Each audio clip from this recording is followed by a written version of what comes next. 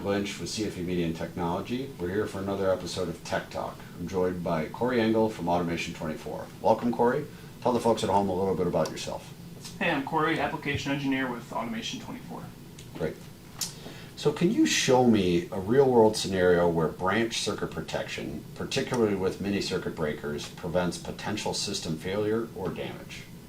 Yeah, absolutely. So we have a couple just demo items here, molded case circuit breaker, contactor, and a couple of 1, 2, and 3 pole mini circuit breakers. So yeah, just an example of how a mini circuit breaker would do that. If you had, for example, an equipment fault or a short circuit in your wiring, one of these devices, a mini circuit breaker, would essentially just trip when you have an overcurrent condition, rather, very similar to a breaker in your house actually, where that's going to prevent any kind of fire hazard or mitigate any sort of shock or maybe equipment damage or shock hazard to personnel. Mm-hmm. Great.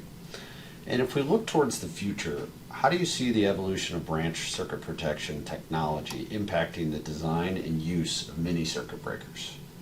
Yeah, so I think there's certainly a wide use for these style of mini circuit breakers. I think the next evolution would be basically you have this sort of mini circuit breaker that has an electronic aspect to it. So it'll have the same tripping functionality, but you'll have increased tripping sensitivity as well as some additional like fault diagnostics. So basically an electronic version of this would kind of be the next step in where the industry seems to maybe be heading. Great.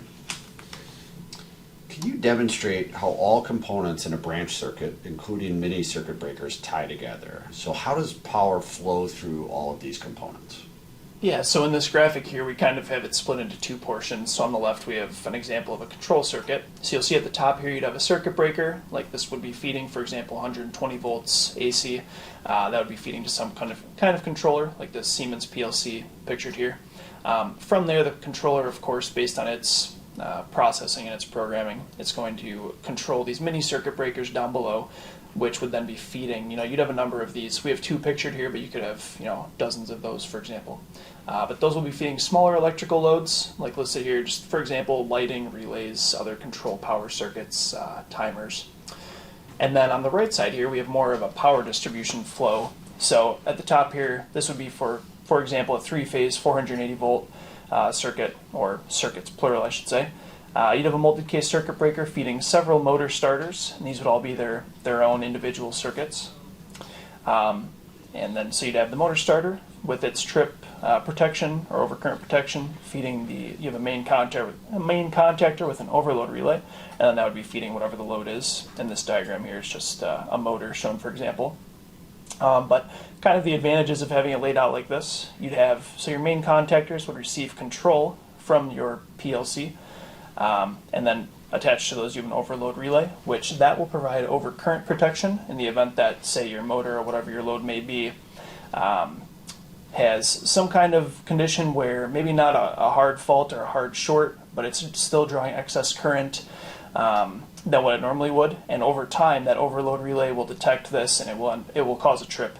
And then going upstream back to where I kind of described, you have the motor starter feeding that contactor. That would also have an instantaneous trip function for if you did have a hard short condition.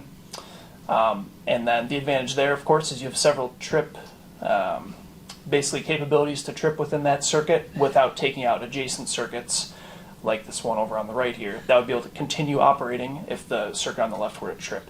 And then, of course, your kind of last line of defense, you have that molded case circuit breaker that's feeding all of these branches. And if that were to trip, that would kill power to all of your circuits to prevent any kind of fire or shock hazard to personnel or equipment damage.